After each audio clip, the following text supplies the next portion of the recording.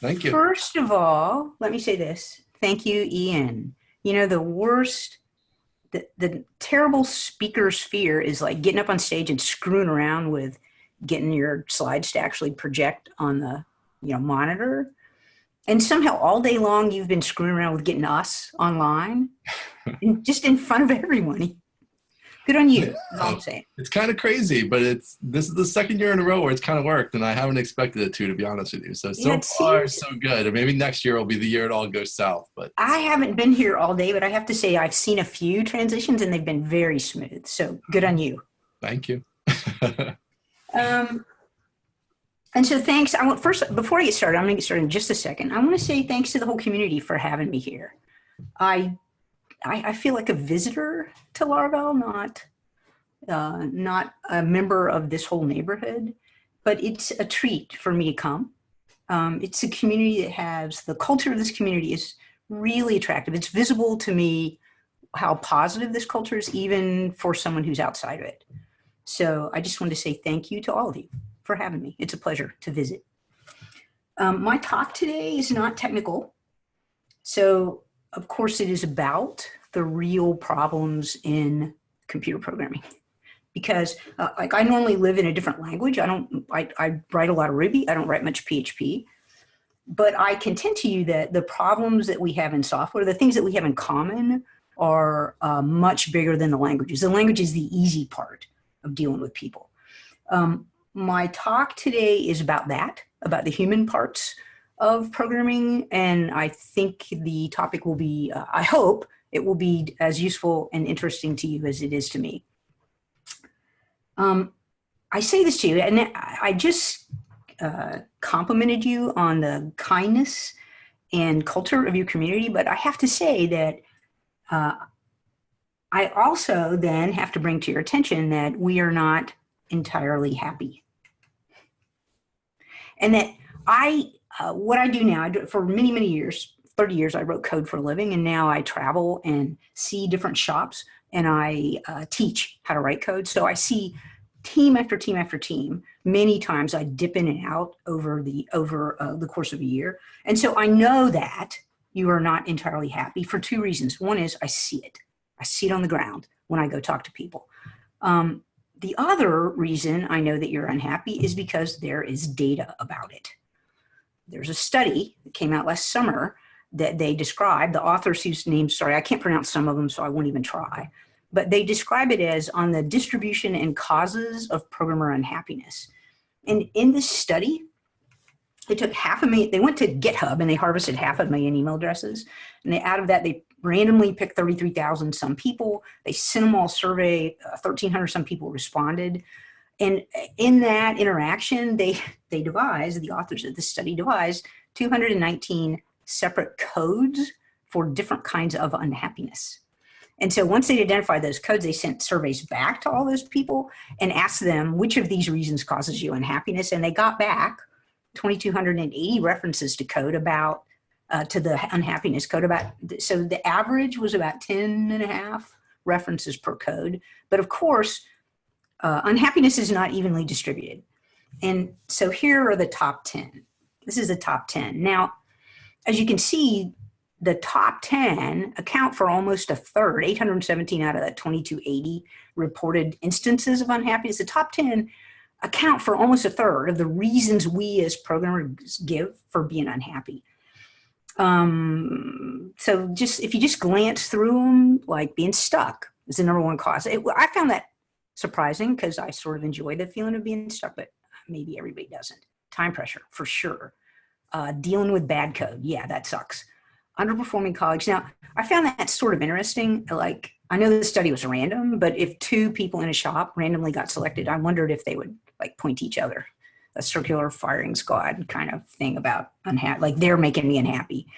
Inadequacy, boring things, dealing with stuff that's broken that you can't figure out. Some of these things seem a little duplicative to me, but they identify them as separate causes.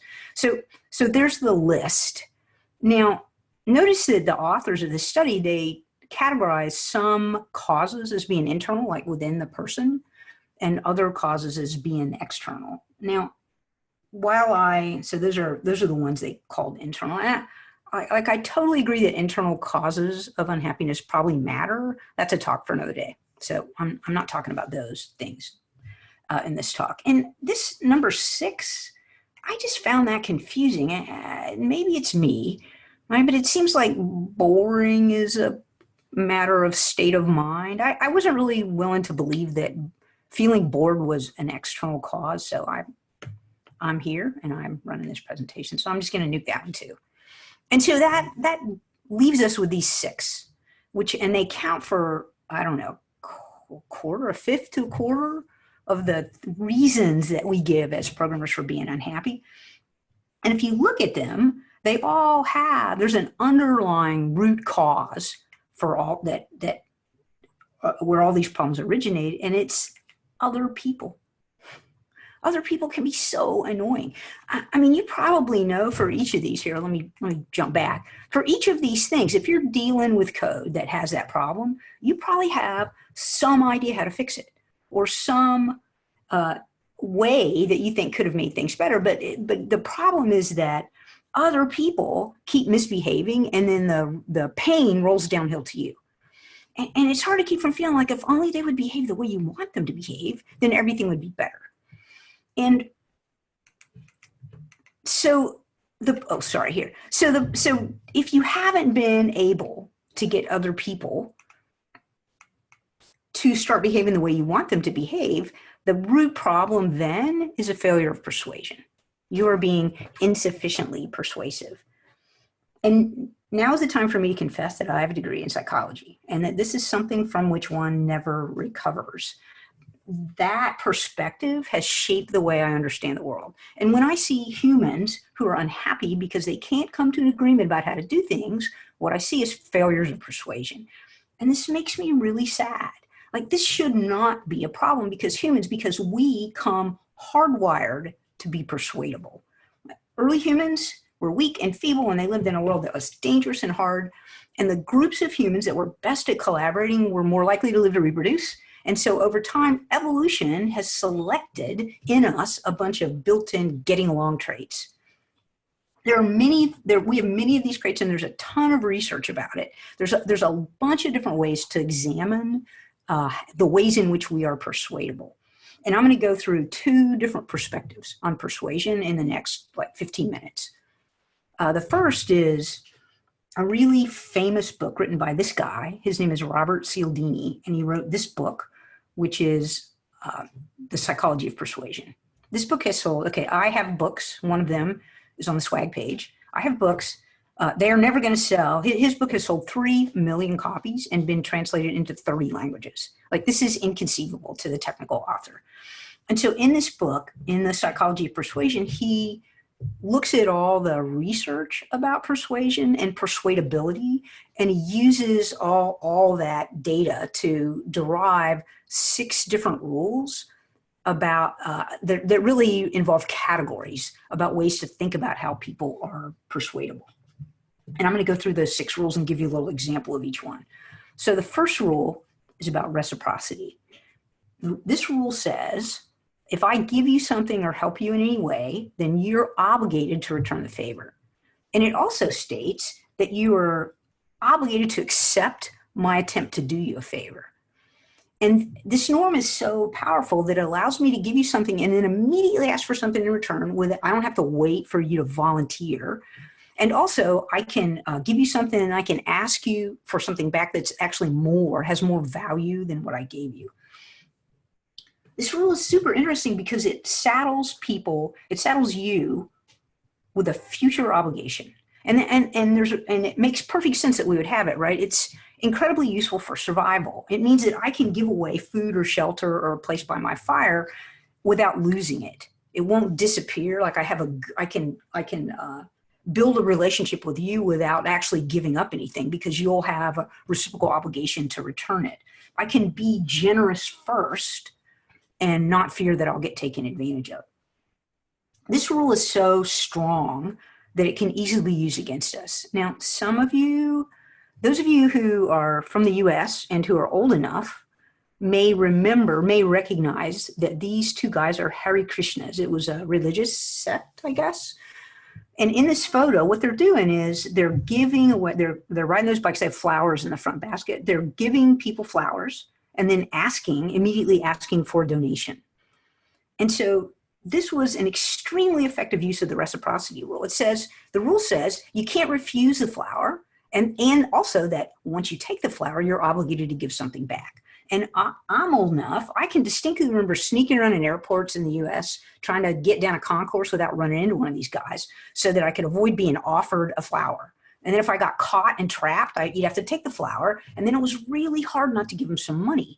But of course, nobody wants the flower. So all of this, we were thrown away in the trash can around the corner. And of course, the Christians knew that nobody wanted the flower and they were thrown away. And so they had people who were actually assigned to go like harvest the thrown away flowers out of the trash can so they could recycle them to the next person.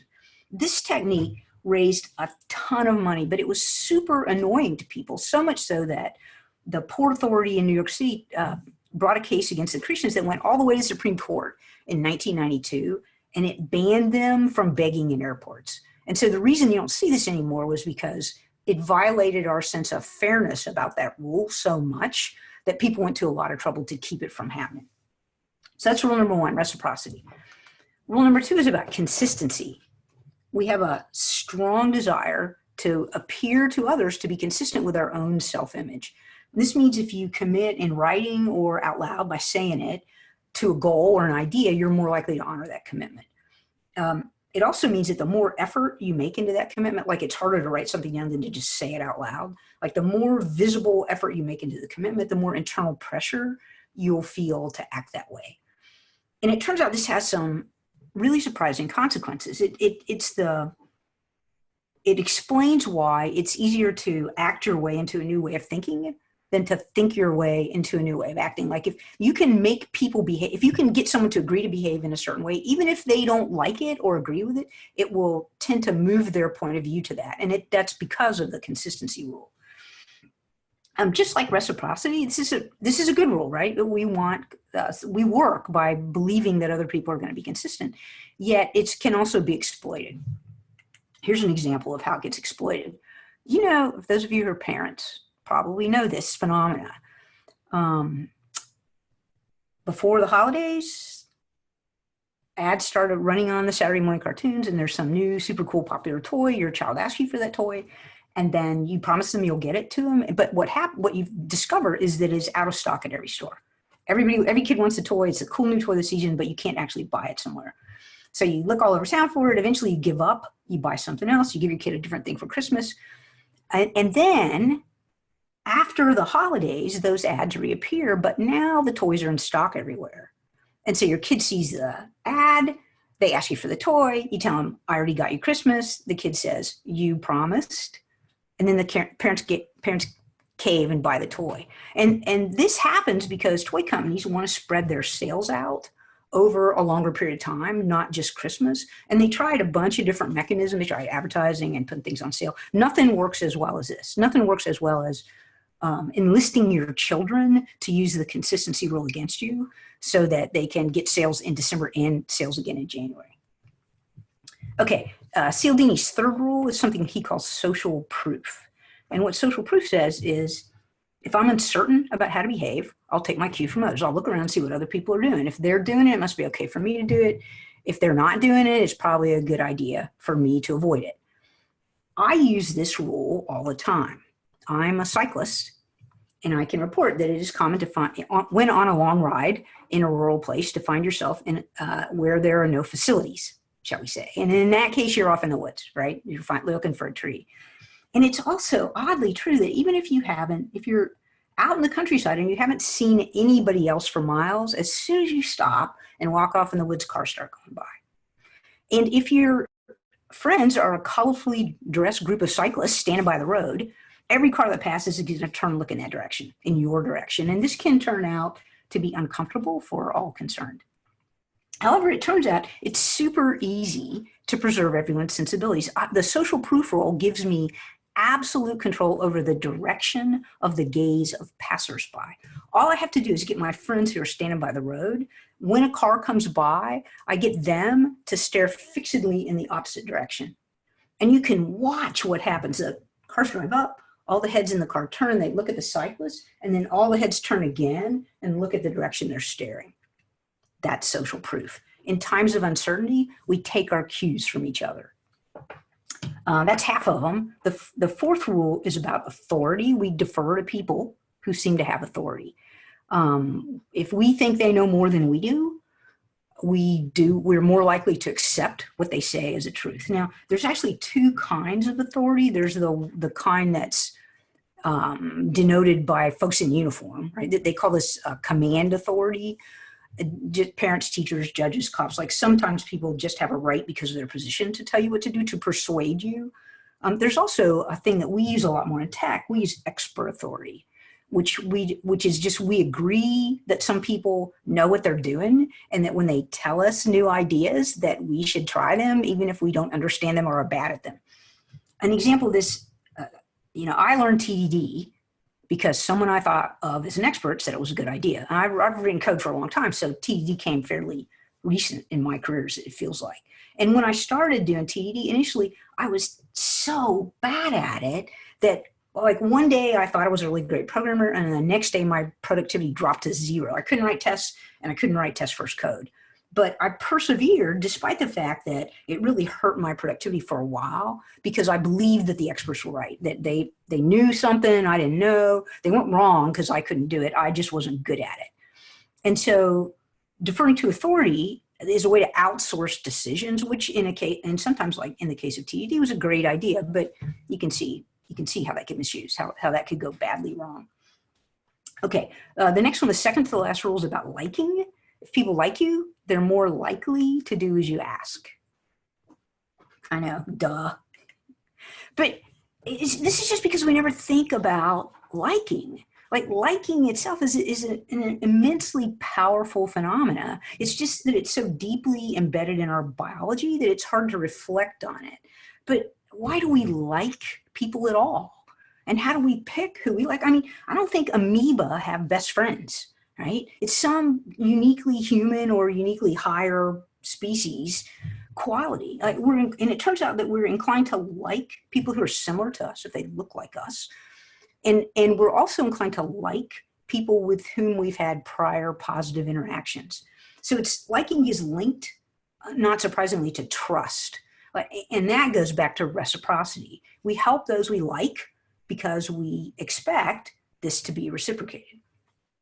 This is why it feels so creepy if people are too nice without an obvious reason. You know that thing where you're talking to someone and you have that, I didn't know we were this good of friends feeling. The reason over-friendliness makes us uncomfortable is because we might not want to be friendly in return, but we feel pressure to reciprocate, to do so. And we understand that like we're suspicious of over-friendliness because we think that person has an ulterior motive. Okay, the final Cialdini rule is about scarcity. If we perceive things are scarce, it makes them more valuable to us. It generates demand. We're afraid we're going to miss out. This is why Amazon tells you there's only 7 remaining when you look at one item. And the scarcity rule adds value to surprising things. Like, for example, it is not your imagination that when you're waiting for someone to vacate a parking lot that you intend to take, a parking spot that you intend to take, that they take extra long because they know you're waiting. Turns out that's absolutely true.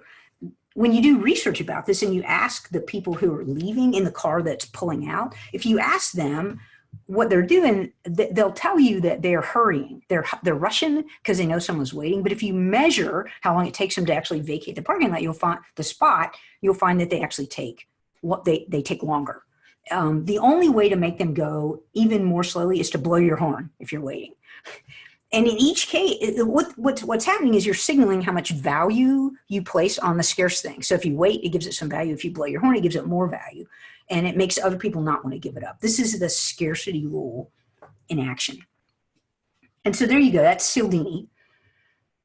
He's got these 6 things. I went through them all. Now that I've given you a little summary for the book, I can tell you that he describes these 6 things, he describes them as weapons. And I'm going to read you a couple quotes from early on in this book.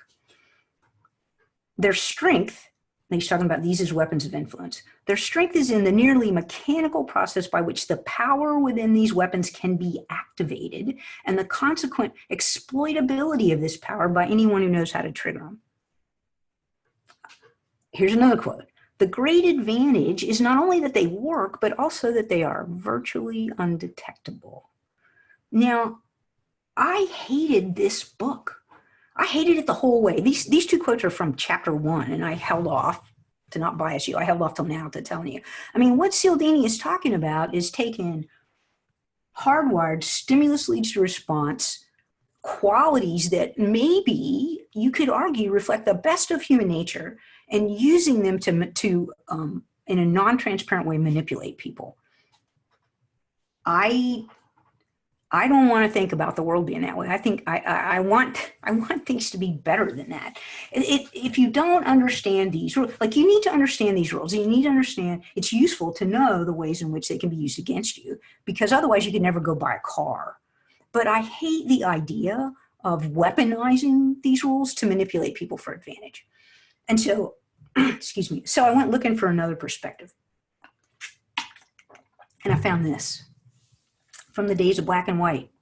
Some of you probably can know that this is Dale Carnegie, who wrote this classic book, How to Win Friends and Influence People. And like Cialdini's Influence, this book is all about persuasion, but it's built around the central idea that it is possible to change the behavior of other people by changing the way you behave toward them.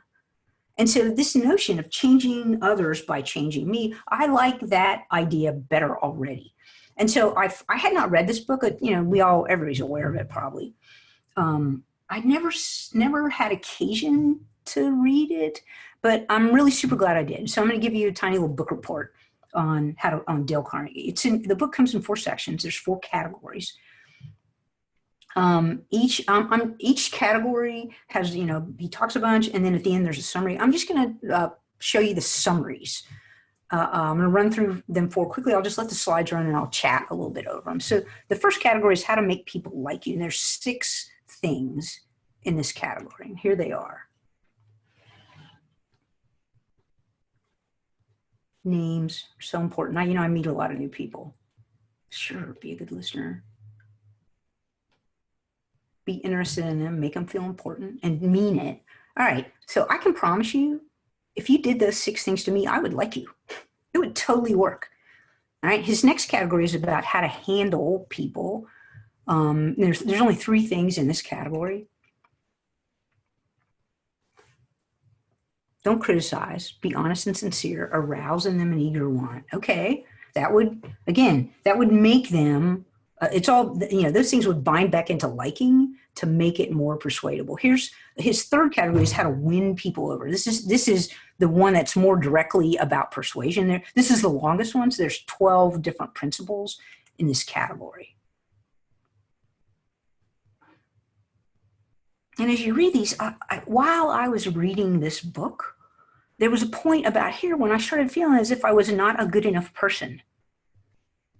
I mean, imagine, so think of how big-hearted you would have to be to do all these things. It's a really honest way to get other people in a state of mind so that they're willing to listen to your ideas and perhaps be persuaded. This is the last category, the 4th one. There's 9 things in this category. While you read these, I want you to consider what your work would be like if your boss did these things to you, or if you did it to your employees. What difference would it make?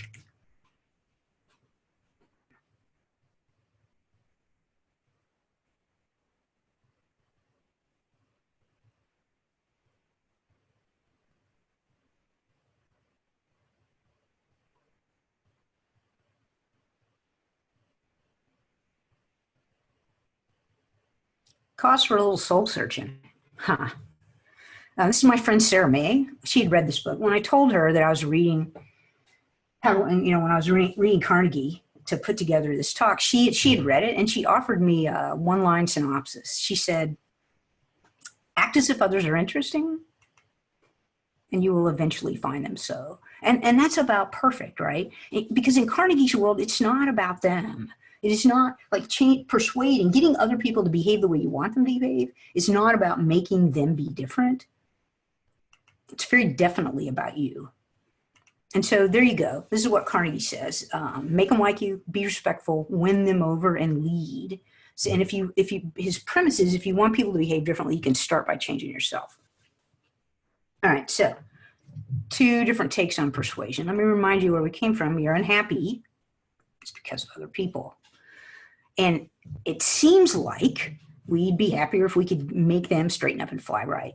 Now that you know about Cialdini, you could weaponize persuasion. You could go do the things he suggests, and it would probably work. You could probably get people to agree with you and behave the way you want to behave if you launch a stealthy military campaign and try to co-opt the hardwired built-in parts of people. Or if Cialdini bothers you as much as it bothers me, perhaps you could use Carnegie, right? The Carnegie stuff is based on sort of experience and opinion, but you probably noticed how much overlap there was between the things that Carnegie was suggesting and the research that was delved into in the Influence book. I mean, Carnegie's book is in the 80th anniversary edition because it works. He's right. But now I have to say, 23 minutes into this talk, I have to say that the entire idea that the reason we can't agree is that we fail to be persuasive enough makes a crucial, critical, and quite possibly erroneous assumption. Right? The assumption here is that I am right, that you are right, that we are right, that if they only behave the way we want them to behave, that everything would be improved. And now it's really time to cast the cold, hard light of day on that assumption. It might be a case that everything would be better if you were the one that got persuaded. If you're wrong about TDD or the fact that you should make a lot of small objects or whose style guide is best, if you're wrong, then if you get better at persuasion will only make things worse. And it would be nice, it would be awesome if we had facts. I like to think of our community as people who can be moved by data, but we don't have facts. It's very hard to measure the results that we get based on the choices we make in programming. And so we're often reduced to opinion. And we have huge arguments about differences of opinion. They're really about means, all the while ignoring the fact that we share this huge body of ideas in common. We nearly always agree about ultimate ends. And so it might be that the people that you're having conflict with are evil and trying to destroy your application, but it's also possible that they hold the same lofty, honorable goals as you, and they just have chosen different means to reach the same end. And we may be more alike than we are different, but you'd never know it by looking at the amount and causes of unhappiness. And I believe that the differences are really much smaller than the conflict that I see in the world would lead you to believe. And I believe this not only because I believe in your good intentions, even though I do, but I also believe this because I know what's deep in your heart. I know what your motivations are.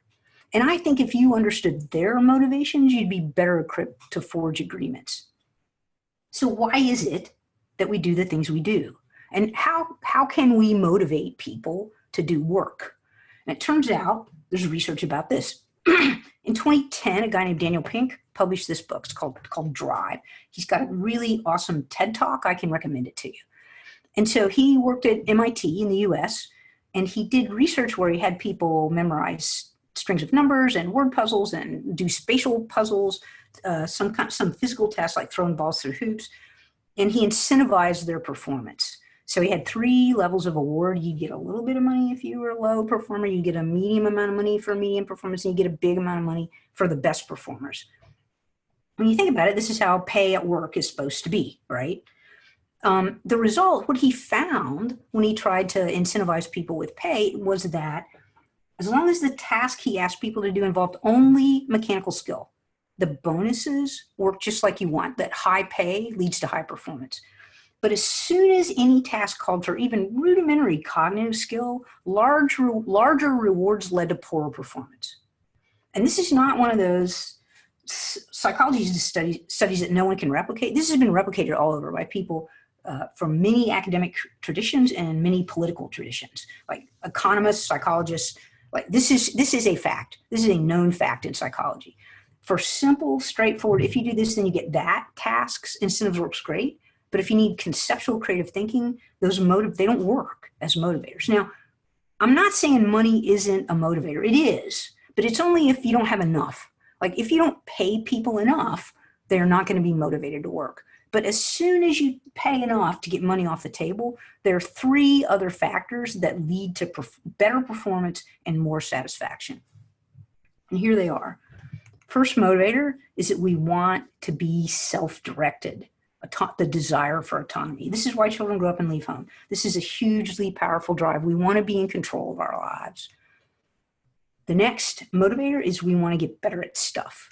There's an urge to mastery. The third one is the desire for our work to matter. For those of you who haven't done this, you may not recognize this young man is on in an early cold morning at a blitz build in Dallas, Texas, for Habitat for Humanity. He's building someone a house. We want work that has meaning, that's bigger than ourselves. We crave control over our lives. We yearn to get better at things, and we hunger for meaning. These are the things that motivate us. And if you think about it, they perfectly explain the existence of open source software. And we all share these common motivations. So if we agree that other people's motivations are as honorable as our own, then conflicts between us are due to differences in strategy about how to best reach our common lofty goals. If we desire the same ends but have simply chosen different means, the real insufficiency might be one of understanding. And maybe instead of persuading them to do things our way, we'd be best served if we got better at collaboration. We need to improve our ability not only to influence, but to be influenced. And that leads me to teamwork. Teams. Studies show that groups innovate faster. They see mistakes more quickly. People working in teams get better results, and they report higher job satisfaction. But teams, of course, involve people. And we've decided that other people are the cause of much of our unhappiness. But I think that persuading them to do things our way might not be the best way to cure this. Instead of asking, how can we be more persuasive? Perhaps what we ought to be asking is, how can we build better teams? Google asked this question. They have a lot of teams. They're good at data, and they really care that those teams be effective. And in 2010, they embarked on a project they called Project Aristotle. And their intent was to study hundreds and hundreds of teams at Google and figure out what qualities teams had that made them highly effective. And they looked at, half a century of academic studies about how teams work, and then they looked at the composition of groups inside of Google. So they're trying to look at the people on the teams and figure out some qualities they can use to predict which teams will be highly effective. Like I said, Google's good at data, and they looked at this data 9 ways from Sunday, and they could not find any patterns. They couldn't find any evidence that there was any relationship between the composition of a team and the team's effectiveness. They figured out, they easily identified things that, they identified some things that didn't matter, right? Personality types don't matter. Skills and backgrounds don't matter. It doesn't matter if the teammates socialize out of the office. It doesn't matter if they have the same hobbies. It doesn't matter if they're all outgoing or they're all introverts. None of the who part of the equation didn't seem to bear any relation to the effectiveness of the team. And while they were struggling with this problem, they kept coming across an idea about group norms. There's different people in another place who are doing research. Now, norms are, let me define the word norm. A norm is a tradition or a standard or an unwritten rule. And it turns out that groups have norms, and that the members of groups tend to obey the group norms, even if the norm of the group is different than what the individual would normally do. Like, it could be if someone who's always late to meetings. But if the group always starts meetings on time, that person will tend to come on time. Could be maybe there's someone who prefers working by themselves, but if the group norm says that you always work in pairs, then this person will tend to defer, and they'll defer to the norms of the team. And so Google starts figuring out, like, maybe the group somehow is important. And they started looking at what norms teams had, but what they found was that that norms of one highly effective team might contrast sharply with the norms of another equally successful group. So they got into this whole sort of, maybe it's something about the group thing, but they couldn't figure out what it was. And they ran into some other research that had been done at Carnegie Mellon. And it was about measuring intelligence of groups. These other researchers were looking at, they wanted to know if teams evolved IQs that were distinct from the IQs of any individual in the team. If the group became a thing of itself.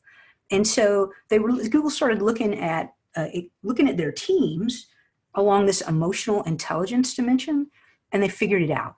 They finally identified what quality was present in a team that made it highly effective, the thing that allowed them to predict which teams were going to do really well. And it boils down to one really simple thing. The thing that determines the success or the effectiveness of a team is how the teammates treat one another.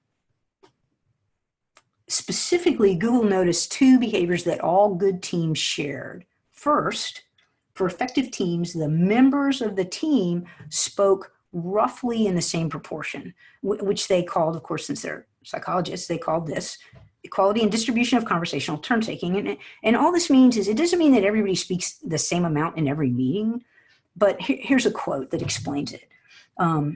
As long as they're talking about by the end of the day, over roughly a period of a day, everyone on the team speaks. As long as everyone got a chance to speak, the team did well. But if only one person or a small group spoke all the time, collective intelligence declined.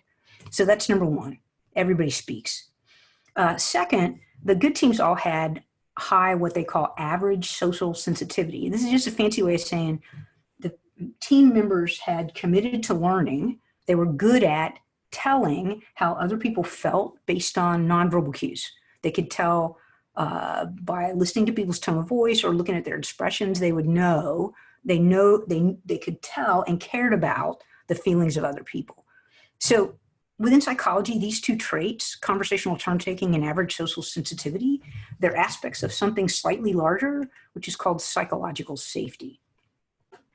Psychological safety is a group culture where members have a shared belief that their team is safe for interpersonal risk-taking. It's a sense of confidence that the team won't embarrass or reject or punish you for speaking up. It describes a climate that's characterized by trust and mutual respect where people are comfortable being themselves. Now, it's not that other norms aren't important. It's that you need other things, like teams have to have clear goals and they have to have a culture of dependability, stuff like that. But Google's data indicates that psychological safety is the most critical element in making teams successful. Psychological safety is the key element that makes teams work. And making your team safe starts with you. You can set the tone of the next conversation. In these conversations, words matter. Words about the past are often about blame. Words about the future are about corrective action, about improving what comes next. You should be talking about the future. When faced with conflict, it's okay to have strong opinions, but they should be weakly held. Have an identity, but keep it small. Don't bind yourself in the straitjacket of commitment to your past. If you think back on Carnegie's suggestions, they have this quality of being open-hearted and forward-looking. They're the kinds of things that would make a team safe, but somehow we're not always able to do them. What prevents us from sincerely trying to make them like us, from winning them over, or from being a leader? Why do we fail to trust their intentions, believe in their motivations, and make a safe place? Consider this. If you're in the middle of a heated discussion with a coworker and they accuse you of being purple, you would probably look at them and say, "Tell me more about that." You wouldn't have a strong reaction to that accusation because you are not secretly afraid of being purple.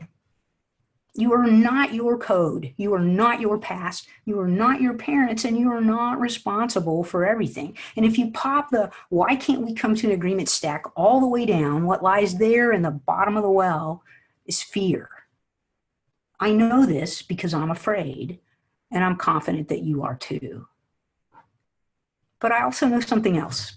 Fear is just the background noise of the human condition. We can't escape it, but it need not define us. It doesn't matter, because despite it, alongside it, within it, you are also good enough. I want to repeat that. I'm sitting here and I can feel all of you out there, and I know that you are good enough. Hear me. Put that burden down. Your past does not dictate your future. I will agree. I want to be sure to make clear. I know that some situations are so insane that they cannot be fixed. And in those situations, it is your job to leave. That's the right thing to do. But for those times when the problem is miscommunication rather than pathology, the most efficient way to change everybody's future is by taking a deep, steadying breath and changing yourself. If you want to achieve your purpose, learn the tools of persuasion and then use these newfound powers to make your team more psychologically safe. We are hardwired to work together, and a good team is always better than any single individual. And to build the best team, you must be your best self. Thank you. Those are things I read. These are pictures. I wrote this book.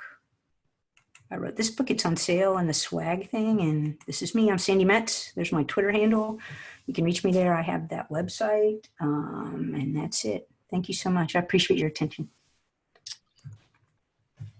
All right. That was awesome. Thank you. Really, really great. I love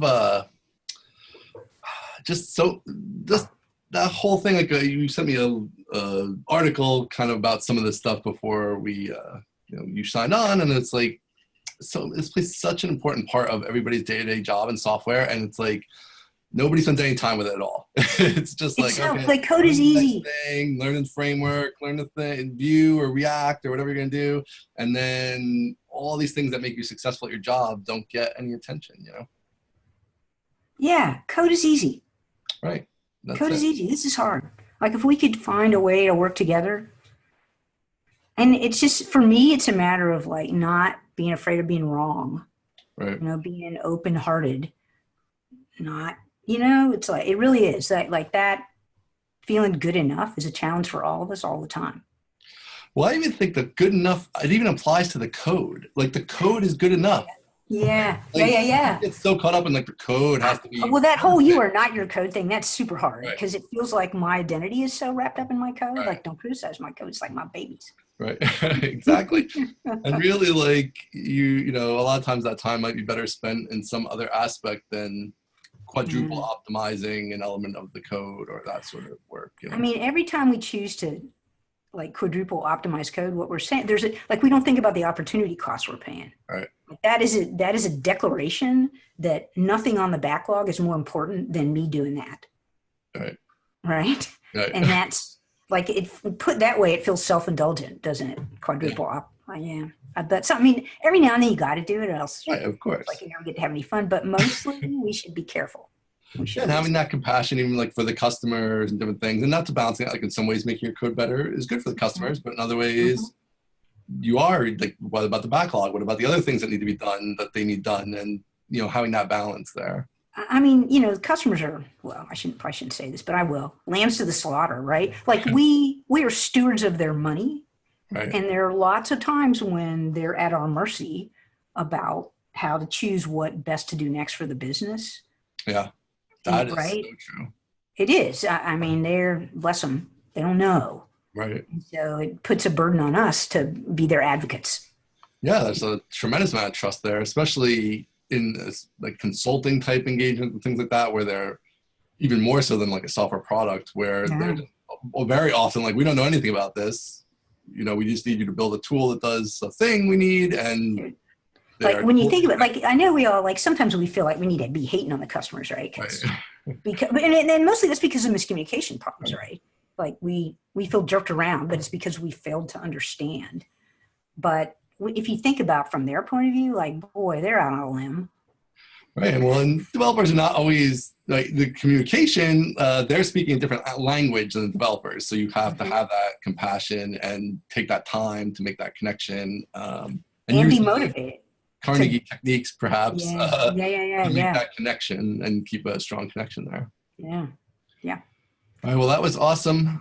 We do have your book in digital swag with discount codes. So definitely everybody should check that out and all your other stuff. I know you have talks and all kinds of stuff on your website and online. So check out more of your stuff. But thanks so much for coming here. Oh, thank you so much. Again, I appreciate the invitation.